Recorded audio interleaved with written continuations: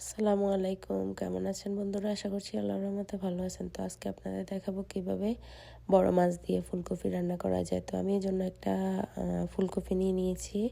ফুলকপিগুলো কেটে রেখেছি। তো এবার কাঁচামরিচগুলো কেটে নিয়েছি, টমেটো কেটে নিয়েছি, পেঁয়াজ কুচি করে নিয়েছি, আস্ত রসুন নিয়ে নিয়েছি।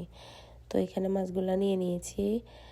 মাছে দিয়ে দিচ্ছি 1 চামচ হলুদ গুঁড়া, পরিমাণ স্বাদ মতো লবণ। তো এগুলো আমি ভালো করে মাখায় নিয়েছি। এখন ভাজতে চলে যাব। ভাজার জন্য কড়াইতে একটা ফ্রাই প্যান বসিয়ে দিয়েছি।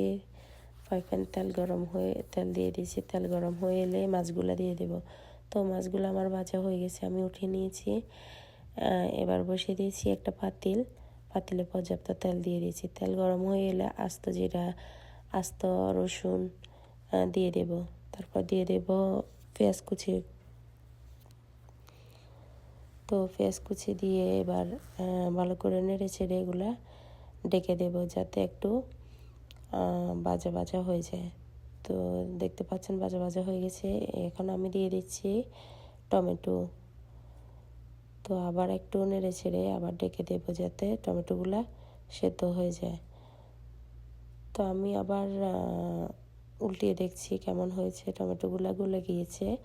তো এখন লবণ দিয়ে দিয়েছি পরিমাণ মতো, আধা চামচ জিরা গুঁড়া, ধনিয়া গুঁড়া, 1 চামচ হলুদ গুঁড়া,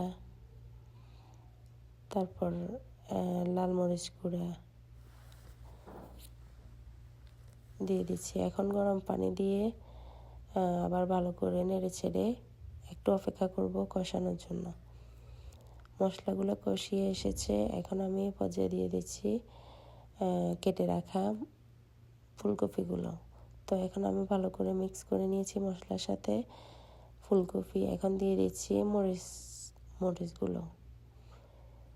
তো এখন আমি ঢেকে রেখে দিচ্ছি, কিছুক্ষণ অপেক্ষা করব। তো একটু কষানো হয়ে গেলেই আমি গরম পানি ব্যবহার করছি। আপনারা চাইলে ঠান্ডা পানিও দিতে পারেন। তো যদি গরম পানি দেন এখানে স্বাদটা অনেক ভালো আসে।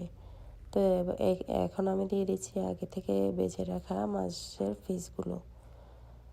তো আমি সবগুলো দিয়ে দিয়েছি। এখন আরেকটু ঢাকনা দিয়ে রেখে দেব।